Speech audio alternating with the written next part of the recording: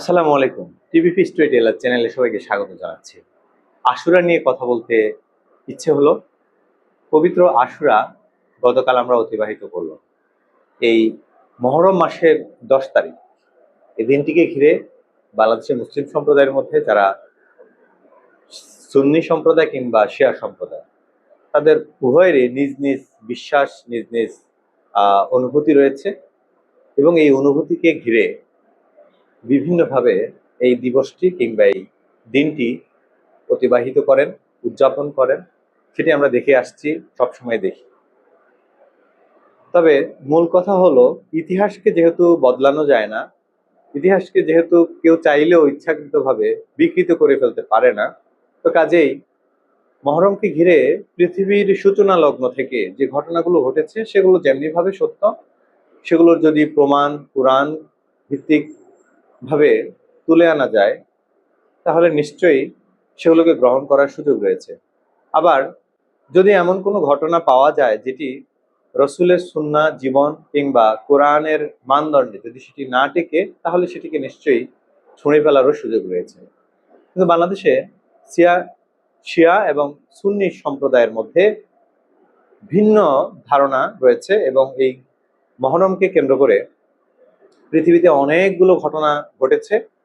অন্যান্য নবী রাসূল যারা ছিলেন, নবী রাসূলদের জীবনে ভিন্ন ভিন্ন ঘটনা আমরা দেখতে পাই এবং সেগুলোকে কেন্দ্র করে আমাদের সুন্নি সম্প্রদায়ের মানুষজন সেটিকে একভাবে আলোকপাত করেন। আবার শিয়া সম্প্রদায় শুধুমাত্র কারবালার ঘটনাকেই তারা একটু বড় করে দেখতে চান এবং এই ঘটনাকেই তারা মূলত উদযাপন করেন। শোকাবহ আমেজে তারা এই দিবসটি উদযাপন করেন। সুন্নিরা হচ্ছে নফল ইবাদতের মাধ্যমে এটাকে উদযাপন করার চেষ্টা করেন। তো বাংলাদেশে এই মুসলিম সম্প্রদায়ের মধ্যে ভিন্ন ধারণা কেন, এটার একটা ভিন্ন আলাপ রয়েছে। তবে আশুরাকে কিংবা 10 মহরমকে একটু গভীরভাবে দেখা উচিত সেই দৃষ্টিভঙ্গি নিয়ে, যে দৃষ্টিভঙ্গিতে দেখলে শেষ নবীর উম্মত হিসেবে কিয়ামত পর্যন্ত সময়ে মুসলিমরা কিভাবে সিদ্ধান্ত গ্রহণ করবে, মুসলমান সমাজ কিভাবে আসলে কোনো দিবসকে উদযাপন করবে, মুসলমানরা তাদের ইমান আকিদা তাদের দৃষ্টিভঙ্গি তাদের ফিলোসফিকে কোন অ্যাঙ্গেলে রাখবে। মূল কথা হচ্ছে আসলে এই কারবালার ঘটনার যে ন্যারেটিভ, এটি আসলে কোরআনের স্ট্যান্ডার্ডে কিভাবে এটাকে এস্টাবলিশ করা যায় বা গেলে সেটি মুসলিমদের জন্যই উপকারী হবে, সেটা আমার মনে হয় এইভাবে বিশ্লেষণ করে চিন্তা করে দেখা উচিত।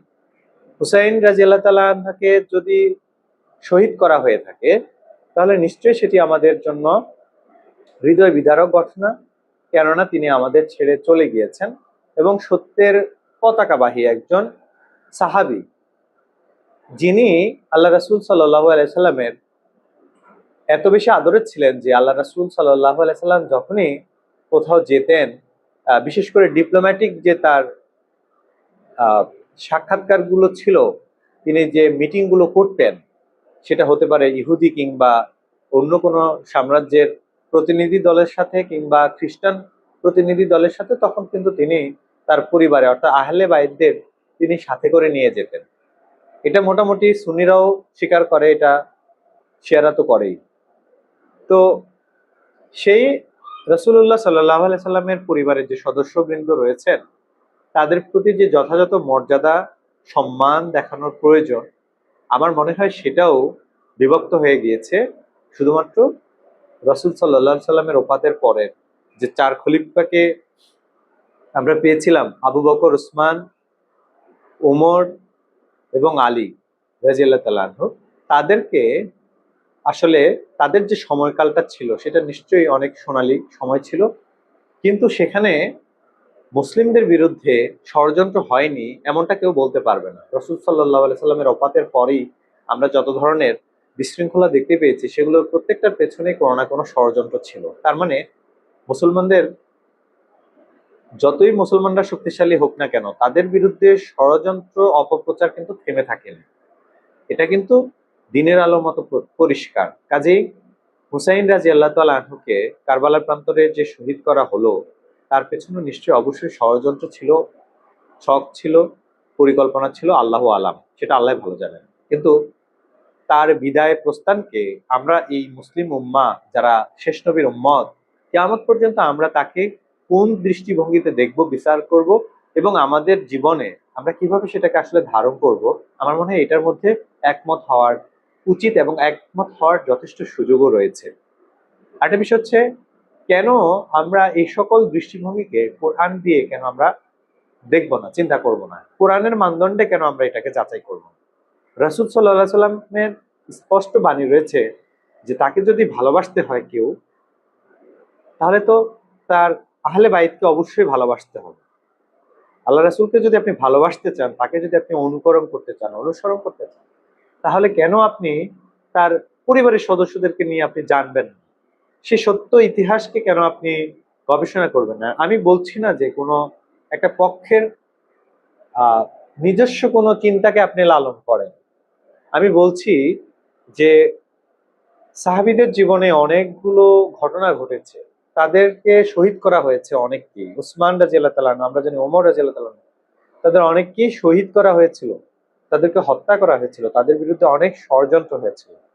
কিন্তু সেই ষড়যন্ত্র হয়েছে এটা জেনেও আমরা কেন বহুমুখী গবেষণা করব না তাদের পরবর্তী সময়গুলো নিয়ে? কেননা সেখান থেকে আমাদের যথেষ্ট শিখবার রয়েছে, জানবার রয়েছে, এবং সেগুলো আমাদের বর্তমান সময় অনেক বেশি আমাদের ডিপ্লোম্যাটিক অ্যাপ্রোচের ক্ষেত্রে, অর্থাৎ রিলিজিয়াস পার্সপেক্টিভ থেকে আমাদের যে ডিপ্লোম্যাটিক অ্যাপ্রোচ বিভিন্ন জায়গায় বিভিন্ন সময় করা প্রয়োজন।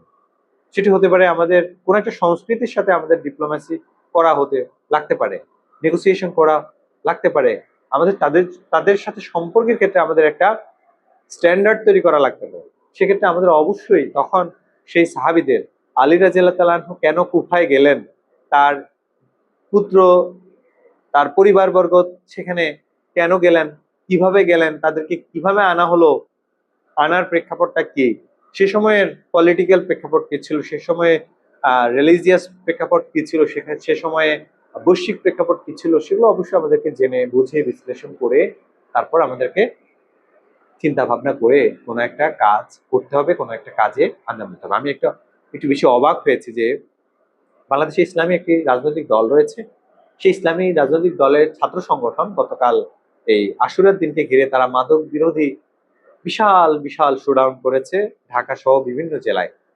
তা আমার কাছে এটা একটু অদ্ভুত মনে হলো যে যারা ইসলামী রাজনীতি করে, ইসলামী আহ বিশ্বাসের প্রচার করে, তারা আশুরার দিনটাকে আসলে কতটুকু গুরুত্ব দিয়ে তারা উদযাপন করলো, এটা আমার কাছে খুবই মানে একটা অসঙ্গতিপূর্ণ কাজ মনে হয়। হ্যাঁ, তারা হয়তো বলবে তারা অনেক ধরনের সেমিনার সিম্পোজিয়াম করেছে, এই দিনকে ঘিরে নকল ইবাদত করেছে, বলতে পারে।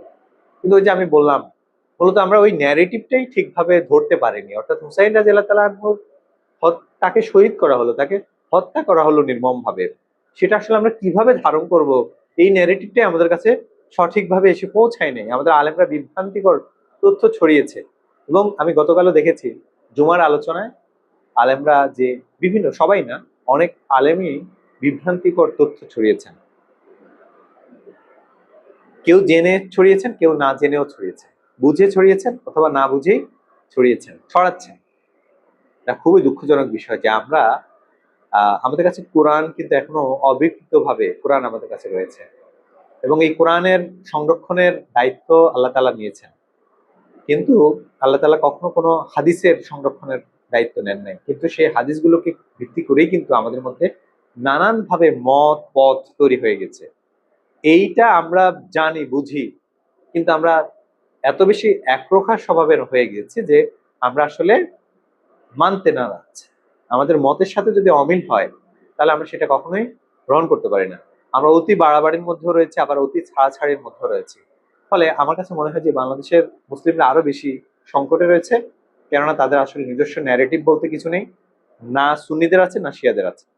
অর্থাৎ তারা এক ধরনের ন্যারেটিভের দিক থেকে তারা পরগাছা, অর্থাৎ এখনো পর্যন্ত অনেক বেশি পিছিয়ে রয়েছে, এবং তারা যে কোনো তাফসীর বিশ্লেষণের ক্ষেত্রে একরোখা স্বভাবে হয়ে গিয়েছে। ফলে তারা আসলে চিন্তার যে চিন্তার যে গভীরতা, সেখান থেকেও তারা কিন্তু অনেক দূরে সরে গিয়েছে বলে আমার কাছে মনে হয়। এবং আমি না শুধু, আমি দেখেছি বাংলাদেশে হাজার হাজার সচেতন শিক্ষিত তরুণ প্রজন্ম রয়েছে যারা এটা নিয়ে সন্দিহান, এবং এ নিয়ে তারা ভাবছে, এবং এ নিয়ে তারা নিজেরা যতটুকু পারছে কাজ করছে।